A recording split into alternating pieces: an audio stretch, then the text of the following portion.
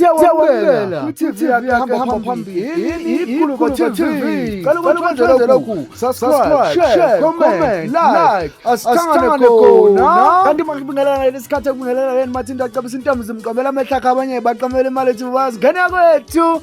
Khalisa abaningi uSomahlaya yize ke noma ke indaba yakhe yenze yayihlaya kodwa futhi iphinde yanomunye uTK Zuma uzakhela udumo ngeclass lapha ke lo dumo lapha nasuke biza khona abantu asebebhedile nabantu asebe right enze ke amahlaya ngabo kodwa ke ingane zakwethu iclass lakhe lithe ukujika kuloko ngoba belikhuluma ngaye ke uBK lapha ke kwathi ukubani wehluka noma kwani umculo owehlukile mangabe sekubizwa uBK. Ingane zakwethu bathinte kakhulu abantu le video ya TK Zuma ingakho nathi kufanele sikuthathe sikubekele yona ngokuseqophelweni eliphezulu uyithole isethe cashalala lapha ke ukwazi na ukuthi uyithole njengoba uyazi ukuthi umlaleli wethu baleke kangakanani kule channel yethu kufanele sikulethele zona njengoba zinjalo. TK Zuma ke uzakhele udumo i-trend video yakhe njengoba abantu bese munywini noma ke beso season ngokudlula kukababa uBk Mchunu lapha ke obegula obesakaza khona lapha Khosi FM kanti akagcinanga ngokuthi aposte yona kuphela eseklasini bese veza ithombe la khona bendawonye kanye ke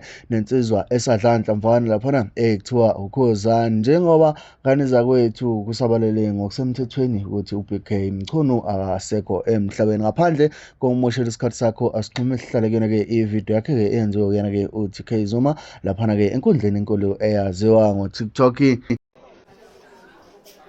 Manja magwaza Sipombathi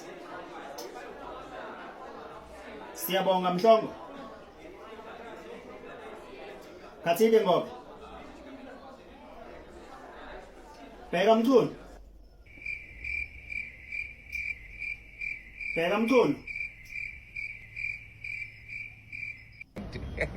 Next Africa. Bheka Mchunu Yebo kuphelile ngamaje awuphelile.